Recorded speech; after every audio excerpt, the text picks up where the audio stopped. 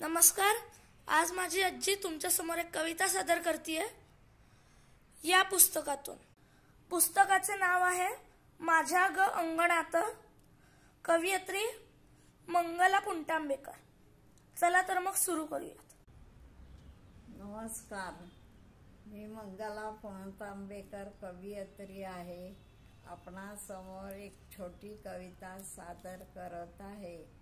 कवितेचं नाव आहे आनंद.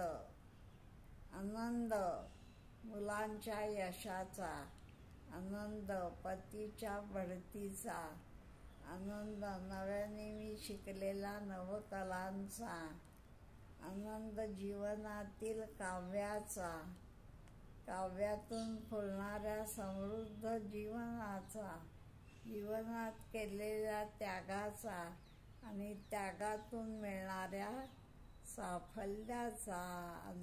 आता आपण ही कविता ऐकली. धन्यवाद.